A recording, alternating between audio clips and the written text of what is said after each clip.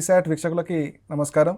So గత క్లాసెస్లో మనం గ్రూప్స్ ఎగ్జామ్స్కి సంబంధించినటువంటి జనరల్ సైన్స్లో బయాలజీ అంశాలని మనం ప్రస్తావించడం జరిగింది. సో దానికి అనుబంధంగా ఈరోజు కార్యక్రమంలో కూడా బయాలజీలో జనరల్ సైన్స్లో బయాలజీకి సంబంధించిన అంశాలని గ్రూప్స్ ఎగ్జామ్స్లో ఎలాంటి క్వశ్చన్స్ మనకి ఇప్పటివరకు రావడం జరిగింది అనే అంశాలని ఈరోజు కార్యక్రమంలో మనం డిస్కస్ చేద్దాం. సో దానిలో భాగంగా మనకి మొదటగా కనిపించేటువంటి ఒక క్వశ్చన్ని కనుక తీసుకుంటే, సో కిరణజన్య సంయోగ క్రియ ఏ కాంతిలో ఎక్కువగా జరుగుతుందని బయాలజీలో బాటనీకి సంబంధించినటువంటి అంశాన్ని క్వశ్చన్గా అడగడం జరిగింది. సో కిరణజన్య సంయోగ క్రియ అనేది మొక్కలు స్వయంగా ఆహార పదార్థాలని తయారు చేసుకునేటువంటి ప్రక్రియ. సో ఇది ఎక్కువగా ఏ రంగు కాంతిలో జరుగుతుంది అని అంటే ఎరుపు రంగు కాంతిలో జరుగుతుంది. సో ఇది ఎక్కువగా ఎరుపు రంగు కాంతిలో, ఆప్షన్ డి. సో ఎరుపు రంగు కాంతిలో ఎక్కువగా జరుగుతుంది. అండ్ మిగతా కాంతులలో ఇది జరగదు అనే విషయాన్ని గుర్తుపెట్టుకోవాలి. సో జరగదు అంటే ఎరుపు రంగు కాంతిలో ఎక్కువగా, సో నీలి రంగు కాంతిలో తక్కువగా జరుగుతూ ఉంది. అండ్ ఆకుపచ్చని కాంతిలో కిరణజన్య సంయోగ క్రియ అనేది జరగదు అనే అంశాన్ని మీరు గుర్తుపెట్టుకోవాలా. సో ఆల్రెడీ మనకి తెలుసు.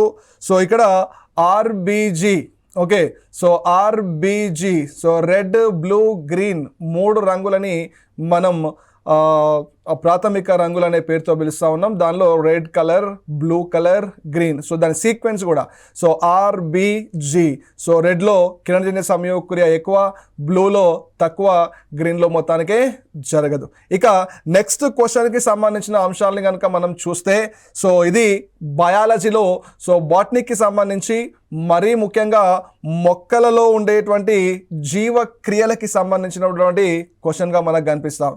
రైట్. సో ఏం క్వశ్చన్ అంటే అది మొక్కలు నీటిని పోగొట్టుకునేటువంటి ప్రక్రియ. మొక్కలు నీటిని పోగొట్టుకునేటువంటి ప్రక్రియ. సో దాన్ని ఏ పేరుతో పిలుస్తూ ఉన్నారంటే, సో ఇచ్చినటువంటి ఆప్షన్స్లో మనకి బాష్పీభవనం అనేటువంటి ఆన్సరు, అంకురణం అనేటువంటి ఆన్సరు, బాష్పోత్సేకం, కిరణజన్య సంయోగ ఆప్షన్స్ కనిపిస్తూ ఉన్నాయి. మొక్కలు నీటిని పోగొట్టుకునేటువంటి ప్రక్రియ. సో ఇది మొక్కల్లో జరిగేటువంటి జీవక్రియలకి సంబంధించినటువంటి అంశంగా గుర్తుపెట్టుకోవాలా. సో మొక్కల్లో ఉండేటువంటి పత్ర రంధ్రాల ద్వారా కొంచెం నీటిని కోల్పోవడం జరుగుతూ ఉంది.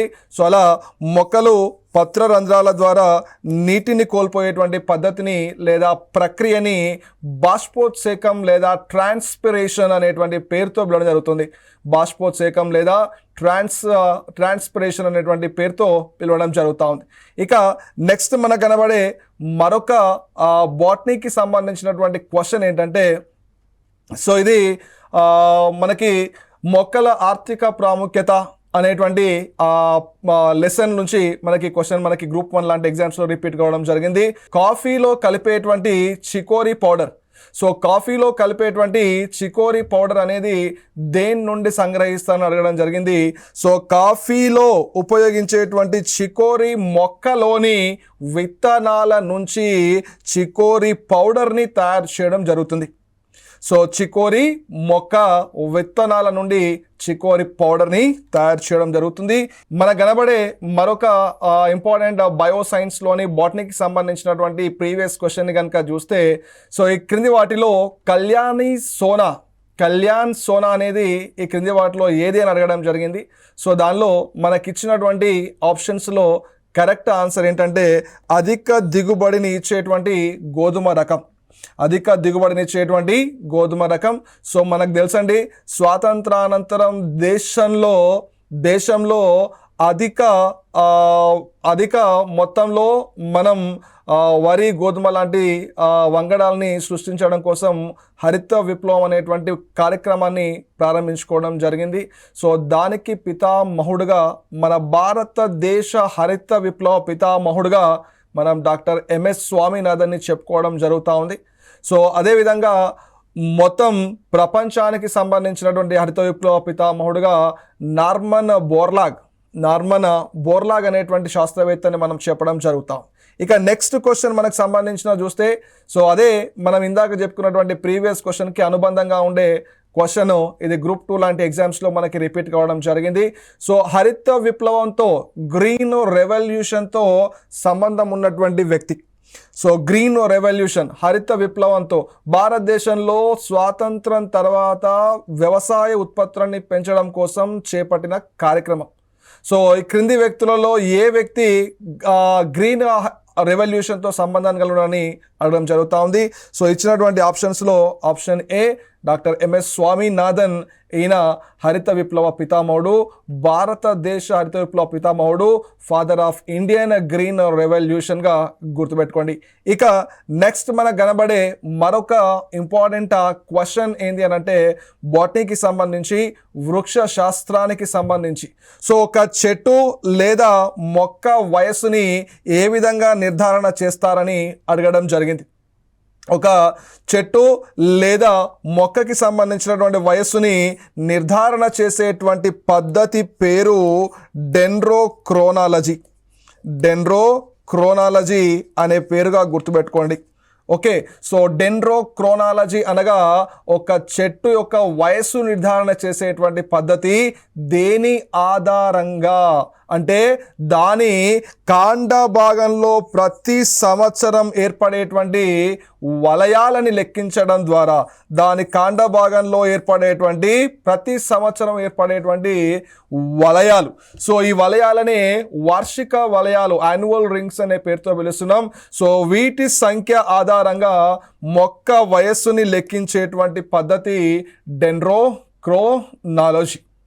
ఇక దీనికి అనుబంధంగా ఇంకొక పదాన్ని కూడా గుర్తుపెట్టుకోండి, అదే డెండ్రాలజీ. సో డెండ్రాలజీ అని అంటే కలపనిచ్చే మొక్కలకి సంబంధించినటువంటి పెంపకం. The timber yielding plants, it is the study of timber yielding plants, కలపనిచ్చే మొక్కల పెంపకంగా గుర్తుపెట్టుకోవాలా. ఇక నెక్స్ట్ క్వశ్చన్ కనుక చూస్తే, సో ఇది మొక్కలకు సంబంధించిన ఆర్థిక ప్రాముఖ్యత. మొక్కలకు సంబంధించిన ఆర్థిక ప్రాముఖ్యతలో మనకు కనబడేటువంటి ఒక క్వశ్చన్ అండి. సో నింబిన్ అని, ఆ నింబిన్ను దేని నుండి తయారు చేస్తారని అడగడం జరిగింది.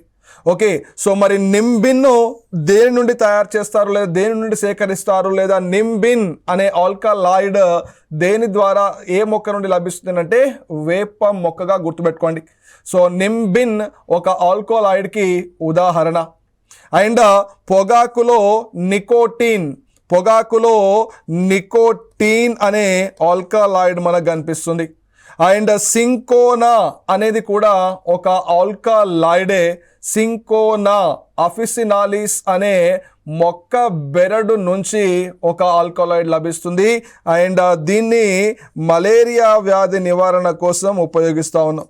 సింకోనా అఫిసినాలిస్ అనేటువంటి మొక్క నుంచి లభించేటువంటి ఔషధం.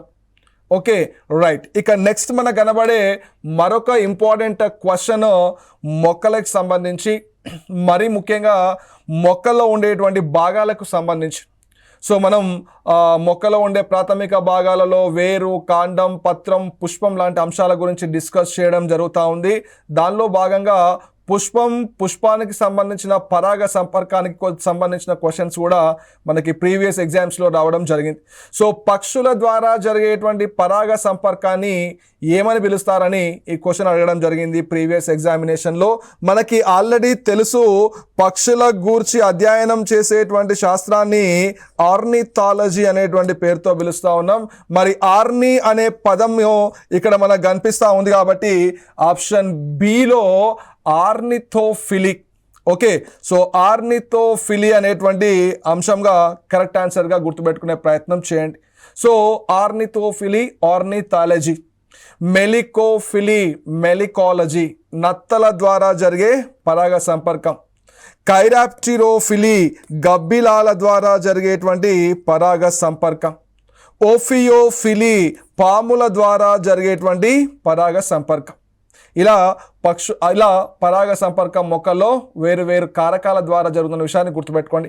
ఇక నెక్స్ట్ మనకు కనబడే మరొక మరీ ముఖ్యమైనటువంటి ప్రశ్న, సూక్ష్మ జీవనాశిని పెన్సిలిన్ను కనుగొన్నది ఎవరు? పెన్సిలిన్ దేని నుండి లభిస్తుంది? సూక్ష్మ జీవనాశిని యాంటీబయోటిక్ పెన్సిలిన్ దేని నుండి లభిస్తుంది లేదా దేని నుండి తయారు చేస్తారనేటువంటి విషయం చాలా ఎగ్జామ్స్లో అడగడం జరిగింది. బయాలజీలో ఏదైనా క్వశ్చన్ ఎక్కువగా రిపీట్ అవుతుందనంటే అది ఇదేగా మనం చెప్పవచ్చు. అండ్ సూక్ష్మ జీవనాశిని పెన్సిలిన్ని బ్యాక్టీరియా నుంచి తయారు చేయరు, పుష్పించే మొక్కల నుంచి తయారు చేయరు, సముద్రపు కలుపు మొక్కల నుంచి తయారు చేయరు. దీనిని ఫంగస్ లేదా శిలీంధ్రాల నుండి తయారు చేస్తారు లేదా శిలీంధ్రాల నుండి సేకరిస్తారు. ఈ శిలీంధ్రాలనే మనం ఇంగ్లీష్లో ఫంగస్ అనే పేరుతో పిలుస్తూ ఉన్నాం. ఇలాంటి శిలీంధ్రాల గూర్చి అధ్యయనం చేసేటువంటి శాస్త్రాన్ని మైకాలజీ అనే పేరుతో పిలుస్తూ ఉన్నాం. మైకాలజీ.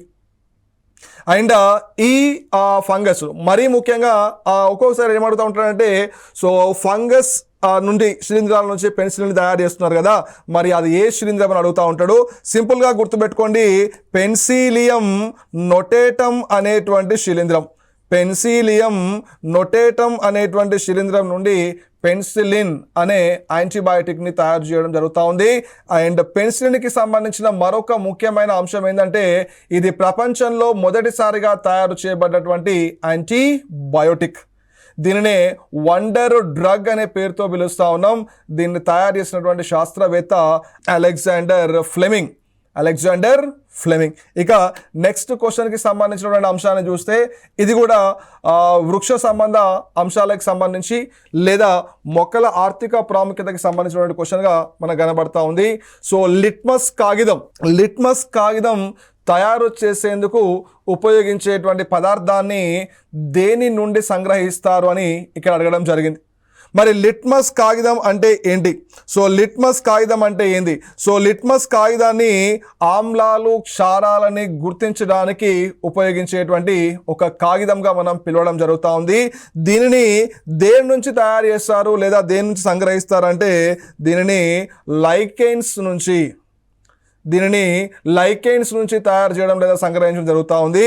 లైకెన్ అనగా ఒక శైవలం ఒక శిలీంధ్రం కలిసి ఏర్పరిచేటువంటి జీవి లేదా ఒక శైవలం ఒక శిలీంధ్రం కలిసి సహజీవన ఫలితంగా ఏర్పరిచేటువంటి మొక్కే లైకెన్. అలాంటి లైకెన్స్లో కొన్ని రకాల లైకెన్స్ నుంచి మనం లిట్మస్ పేపర్ని తయారు చేయడం జరుగుతుంది. లిట్మస్ పేపరు ఆధారంగా ఒక పదార్థం యొక్క pH విలువని, ఒక పదార్థం ఆమ్లమా క్షారమా తటస్థం అనేటువంటి అంశాన్ని మనం ఇక్కడ డిస్కస్ చేయవచ్చు లేదా కన్ఫర్మ్ చేసుకోవచ్చు. ఇక నెక్స్ట్ ప్రశ్న మనకి కనబడే మరొక ఇంపార్టెంట్ ప్రశ్న. ఇది ముఖ్యంగా పాలకు సంబంధించినటువంటి ప్రశ్న. పాస్చరైజేషన్. పాస్చరైజేషన్ అనేటువంటి ప్రక్రియలో ద్రవాలని లేదా పాలని ఎంతకాలం వేడి చేయాలి, ఎంత సమయం వేడి చేయాలి అని క్వశ్చన్ అడగడం జరిగింది.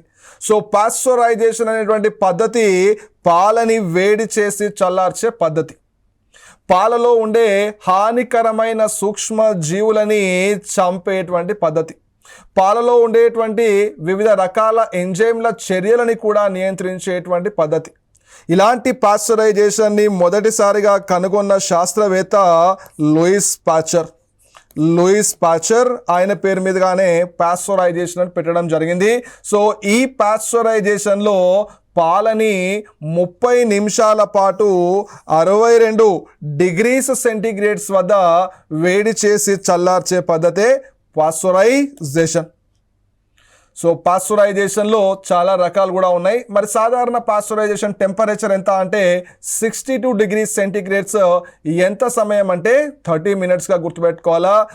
దీన్నే మనం HT అనే పేరుతో అని, ఓకేనా, LT-ST అనే పేరుతోని, UHT అనేటువంటి పేరుతో కూడా ప్రస్తుతం ఉపయోగించడం జరుగుతుంది పాస్చరైజేషన్ని.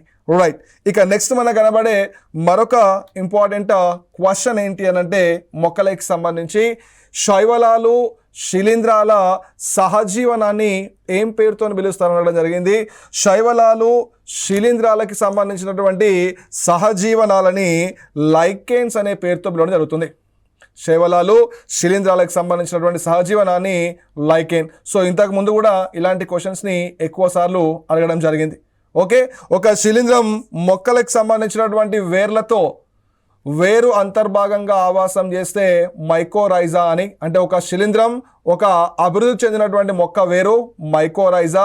ఒక మొక్క లేదా శిలీంధ్రం రాళ్లతో కలిసి అసోసియేట్ అయి ఉంటే ఆవాసం చేస్తే లిథోరైజా అని. ఒక శైవలం, ఒక శిలీంధ్రం రెండూ కలిసి సహజీవనంగా ఏర్పడితే లైకేన్ అనే పేరుతో పిలుస్తూ ఉన్నాం. సో ఇక్కడ కరెక్ట్ ఆన్సర్ వచ్చి బి. ఇక నెక్స్ట్ మనకు కనబడే మరొక ఇంపార్టెంట్ క్వశ్చన్ ఏంటి అని అంటే వ్యాధులకి సంబంధించి.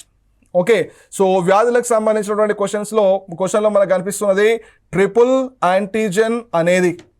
ట్రిపుల్ అంటే 3 రకాలు, యాంటీజెన్ అంటే ఒక యాంటీబయాటిక్ లాగా మనం పిలవచ్చు. రైట్, సో 3 రకాల వ్యాధులకి కలిపి ఇచ్చేటువంటి ఔషధాన్ని గుర్తించమని చెప్తా ఉన్నాడు. It is a very very important for hour groups examination. Okay, so మరి 3 రకాల వ్యాధులకి కలిపి ఇచ్చేటువంటి వ్యాక్సిన్ని మనం ట్రిపుల్ యాంటీజెన్ అని పిలుస్తున్నాం. ఆ యాంటీజెన్ పేరు డిపిటి వ్యాక్సిన్. డిపిటి వ్యాక్సిన్గా గుర్తుపెట్టుకోవాలా. సో మరి డి అంటే డిప్తీరియా, డి అంటే డిప్తీరియా, పి అంటే పెర్టోసిస్, టి అంటే టెటానస్.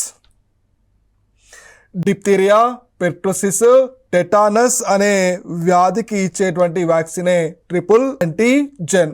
సో ఇచ్చినటువంటి ఆప్షన్స్లో కరెక్ట్గా మనకి మ్యాచ్ అయ్యే ఆప్షన్ ఏగా గుర్తుపెట్టుకోవాలా. సో ఇక్కడ కూడా టెటానస్, డిప్తీరియా, కోరింత దగ్గు అని కూడా ఉంది.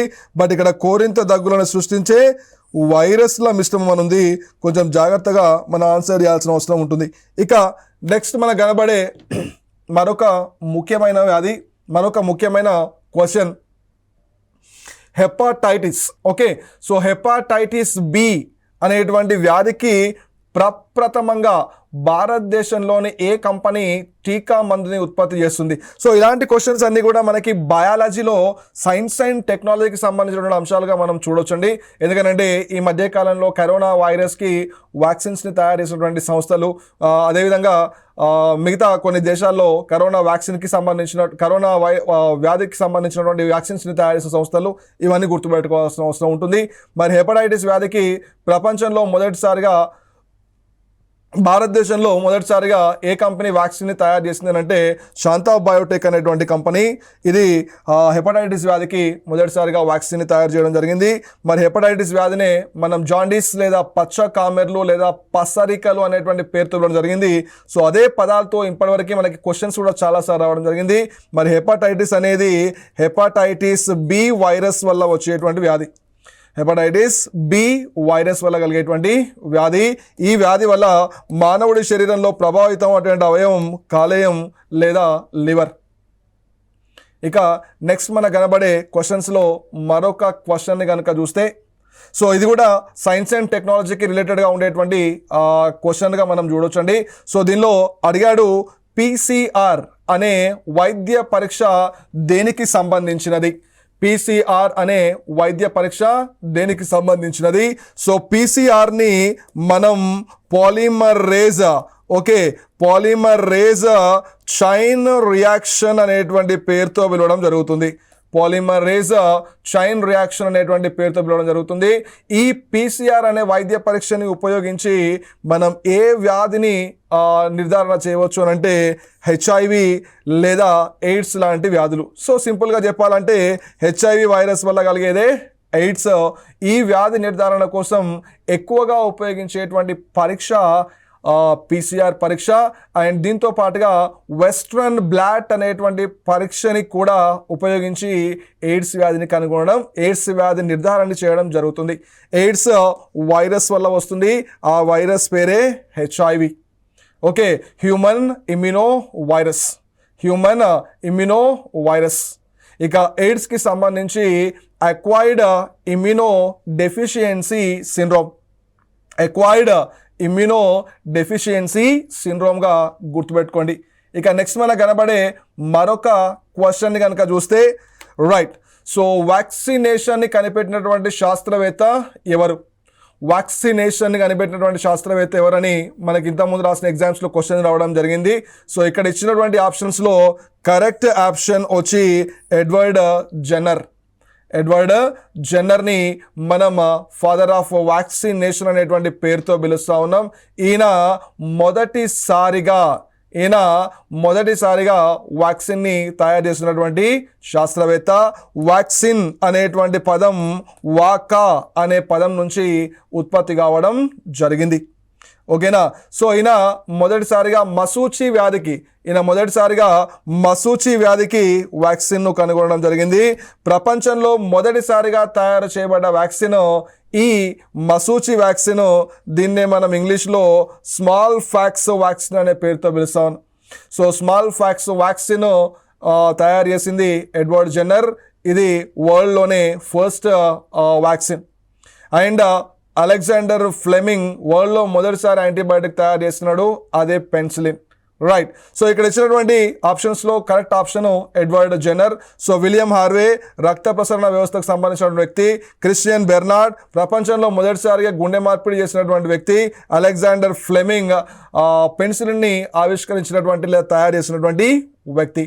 ఇక నెక్స్ట్ ప్రశ్నకు సంబంధించినటువంటి ఇన్ఫర్మేషన్ ఒకసారి చూస్తే, సో ఇది కూడా మాలిక్యులర్ బయాలజీ లేదా జీవ సాంకేతిక శాస్త్రానికి సంబంధించిన క్వశ్చన్గా మనం చూడొచ్చండి. సో డిఎన్ఏ అణువు నమూనాను కనుగొన్నది ఎవరు? సింపుల్గా చెప్పాలంటే డిఎన్ఏని కనుగొన్నది ఎవరు? సో ఇచ్చినటువంటి శాస్త్రవేత్తల్లో మనకి కరెక్ట్ ఆన్సర్ వచ్చి ఆప్షన్ ఏ వాట్సన్ మరియు క్రిక్ అనేటువంటి శాస్త్రవేత్తలు. అమెరికా మరియు ఫ్రాన్స్ దేశాలకు చెందినటువంటి వాట్సన్ మరియు క్రిక్ అనేటువంటి శాస్త్రవేత్తలు డిఎన్ఏ అణువు నిర్మాణాన్ని కనుగొని దాని యొక్క లక్షణాన్ని, దాని యొక్క నిర్మాణాన్ని కూడా వాళ్ళు వివరించడం జరిగింది. అండ్ అదేవిధంగా భారతదేశంలో మొదటిసారిగా ల్యాబొరేటరీస్లో కృత్రిమంగా జన్యును తయారు చేసింది హెచ్జే ఖురానా. అండ్ భారతదేశ హరిత విప్లవ పితామహుడు MS Swaminathan. And JC Bose భారతదేశంలో ఉండేటువంటి ఒక వృక్ష శాస్త్రవేత్తగా గుర్తుపెట్టుకోవాలి. ఇక నెక్స్ట్ మనకు కనబడే మరొక ఇంపార్టెంట్ ప్రశ్న కణశాస్త్రానికి సంబంధించి, కణ జీవశాస్త్రానికి లేదా సెల్ బయాలజీకి సంబంధించినటువంటి ప్రశ్న. సో ఇప్పటివరకు రాసినటువంటి గ్రూప్స్ ఎగ్జామ్లో మనకు రిపీటెడ్గా కనిపిస్తూ ఉంది. సో కణంలో ఉండేటువంటి పవర్ హౌస్ ఏంటి అని. సో సింపుల్గా చెప్పాలంటే కణంలో ఉండేటువంటి పవర్ హౌస్ లాంటి కణాంగం ఏంటి అని అర్థం. Okay. So which of the cell organelle that is act as like A power houses of the cell. So ఇచ్చినటువంటి ఆప్షన్స్లో కరెక్ట్ ఆన్సర్ వచ్చి మైటోకాండ్రియా. సో మానవుడిలో కానీ జంతువులలో కానీ మొక్కల్లో కానీ శక్తి ఉత్పత్తి జరిగి శ్వాసక్రియ ద్వారా శక్తి ఉత్పత్తి జరుగుతూ ఉంది. అది మైటోకాండ్రియాల ద్వారా జరుగుతూ ఉంది, మైటోకాండ్రియాలలో జరుగుతూ ఉంది. సో శక్తిని ఉత్పత్తి చేయడం వల్ల వీటిని power houses of the cells అనేటువంటి పేరుతో పిలవడం జరుగుతూ ఉంది. ఇక దీనిలో ప్లాస్టిడ్స్ మొక్కల్లో మాత్రమే ఉన్నాయి, జంతువుల్లో ఉండవు. ఓకే. అండ్ ప్లాస్టిడ్ అనేది ఒక రకం. అండ్ గాల్జీ సంక్లిష్టం అనేది జంతు వృక్ష కణాలలో ఉండే మరొక కణాంగం.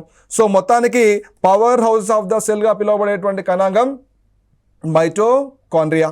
ఇక నెక్స్ట్ మనకు కనబడే మరొక ఇంపార్టెంట్ క్వశ్చన్ వ్యాధులకు సంబంధించి, మరీ ముఖ్యంగా అడ్వాన్స్డ్ టెక్నాలజీకి సంబంధించి లేదా సైన్స్ అండ్ టెక్నాలజీకి సంబంధించిన అంశంగా మనం దీన్ని చూడొచ్చు. సో క్యాన్సర్ అనేటువంటి వ్యాధి చికిత్సలో వాడేది ఏది అని ఇక్కడ ఆప్షన్ ఇవ్వడం జరిగింది. ఓకే. సో క్యాన్సర్ అనేటువంటి వ్యాధి చికిత్సలో ఎక్కువగా ఉపయోగించేటువంటి మూలకం కోబాల్ట్ 60 అనేటువంటి మూలకాన్ని ఉపయోగించి కీమోథెరపీ. ఓకే. సో క్యాన్సర్ని నయం చేసేటువంటి పద్ధతి కీమోథెరపీ. సో కోబాల్ట్ 60 అనే మూలకాన్ని ఉపయోగించి క్యాన్సర్ని నివారించేటువంటి పద్ధతి కీమోథెరపీ. ఇక క్యాన్సర్ వ్యాధి నిర్ధారణ కోసం చేసేటువంటి పరీక్ష బయాప్సీ పరీక్ష. ఇక క్యాన్సర్ మనకు తెలుసు, ఇది వైరస్ వల్ల కలిగేటువంటి వ్యాధి. ఆ క్యాన్సర్ని కలగజేసేటువంటి వైరస్లు యాంకో వైరస్లుగా గుర్తుపెట్టుకోండి. సో ఇలా ఇంటర్లింక్గా చదువుకోవడం వల్ల మనకి చాలా ప్రయోజనాలు ఉంటాయనే విషయాన్ని మీరు పదే గుర్తు చేసుకోవాలా. ఇక నెక్స్ట్ మనకు కనబడే మరొక క్వశ్చన్ ఏంటి అని అంటే మానవుడి శరీరంలో ఉండే క్రోమోజోమ్ల సంఖ్య. మానవుడిలో ఉండే క్రోమోజోముల సంఖ్య. సో ఇక్కడ క్వశ్చన్ని చాలా జాగ్రత్తగా అబ్జర్వ్ చేయండి. ఎక్కడ కూడా ఆప్షన్స్లో జతలు అని మెన్షన్ చేయలేదు. సో మనకు సాధారణంగా తెలిసినటువంటి అంశం ఏంటి అని అంటే మానవుడిలో ఉండేటువంటి క్రోమోజోముల సంఖ్య జతలు అని అంటే ఒక ఆన్సర్ వస్తుంది, ఇండివిజువల్గా అయితే ఒక ఆన్సర్ వస్తుంది. సో ఇచ్చినటువంటి ఆ క్వశ్చన్లో జత అని మెన్షన్ చేయలేదు కాబట్టి ఓకే. సో మానవుడిలో ఉండేటువంటి క్రోమోజోముల సంఖ్య 23 జతలుగా మెన్షన్ చేస్తే ఆన్సర్ అది రాయండి. అండ్ సింగిల్గా అయితే 46. సో ఇచ్చినటువంటి క్వశ్చన్లో జతలు అనలేదు కాబట్టి ఇండివిజువల్గా 46. సో ఇచ్చినటువంటి క్వశ్చన్లో క్రోమోజోముల సంఖ్య జతలలో అంటే మాత్రం 23గా గుర్తుపెట్టుకోండి. సో దీనిలో 22 జతలు శారీరక క్రోమోజోములు, ఒక జత లైంగిక క్రోమోజోమ్. రైట్. ఇక నెక్స్ట్ మనకు కనబడే మరొక ఇంపార్టెంట్ క్వశ్చన్ని కనుక చూస్తే సో ఈ క్రింద వానిలో ఏది వంశపారపర్యానికి సంబంధించినటువంటి వ్యాధి కాదు. క్రింది వాటిలో ఏది వంశపారపర్యానికి సంబంధించిన వ్యాధి కాదు అని అంటే క్రింది వాటిలో ఏది అనువంశికత వ్యాధి కాదు అని అర్థం. క్రింది వాటిలో ఏది అనువంశికత వంశపారపర్యానికి సంబంధించినది. ఓకే, వంశపారపర్యానికి సంబంధించినది అంటే అనువంశికతంగా వచ్చేటువంటి వ్యాధిని గుర్తించమని ఆప్షన్స్ ఇవ్వడం జరిగింది. సో ఈ క్రింది వాటిలో మనకి వంశపరంగా అనువంశికంగా తల్లిదండ్రుల నుంచి పిల్లలకు సంక్రమించేటువంటి వ్యాధి వర్ణాంధత్వం. దీన్నే మనం కలర్ బ్లైండ్నెస్ అనే పేరుతో పిలుస్తా ఉన్నాం. Colour blindness. ఈ వ్యాధి కలిగినటువంటి వ్యక్తులు 3 రకాల రంగులను చూడలేరు. అవే red, blue, green. AIDS virus వల్ల వస్తుంది, క్యాన్సర్ వైరస్ వల్ల వస్తుంది. ఎపిలెప్సీ మానవుడి నాడీ వ్యవస్థలో కొన్ని నాడుల పనితీరు సక్రమంగా లేకపోవడం వల్ల కనబడేటువంటి వ్యాధి. ఈ ఎపిలెప్సీనే మనం మూర్ఛ వ్యాధి అనే పేరుతో కూడా పిలుస్తాం. సో ఇలా మనం బయాలజీకి సంబంధించినటువంటి క్వశ్చన్స్లో అనువంశికత సంబంధించినటువంటి వ్యాధుల గురించి కూడా డిస్కస్ చేయడం జరుగుతూ ఉంది. అండ్ దీంతో పాటుగా మనం బయాలజీలో చాలా అంశాలని మనం చదవాల్సిన అవసరం ఉంది. మరీ ముఖ్యంగా అధ్యయన శాస్త్రాలు అండ్ అదేవిధంగా పెంపకాలకు సంబంధించినటువంటి పేర్లని మనం ఎక్కువగా గుర్తుపెట్టుకోవాలి. సో ఉదాహరణకి ఎపికల్చర్, సో తేనెటీగల పెంపకం. సెరికల్చర్, పట్టుపురుగుల పెంపకం. సో ఫిషీ కల్చర్, చేపలకు సంబంధించినటువంటి పెంపకం. సో ఇలాంటి పదాలని, ఇలాంటి క్వశ్చన్స్ని మనం ఇప్పటివరకు జరిగిన ఎగ్జామ్స్లో చాలాసార్లు చూడడం జరిగింది. కాబట్టి అభ్యర్థులంతా కూడా ఆయా అంశాల మీద మంచి అవగాహనకి రావాల్సిన అవసరం ఉంటుంది. సో దానికోసం మన టీసాట్ అందించేటువంటి క్లాసెస్ని మీరు రెగ్యులర్గా వాచ్ చేయండి. సో వాళ్ళకి సంబంధించిన విలువైనటువంటి సమాధానాలని మీరు తీసుకోవాలని మళ్ళీ తిరిగి ఇలాంటి క్లాస్లో కలుద్దాం. Thank you.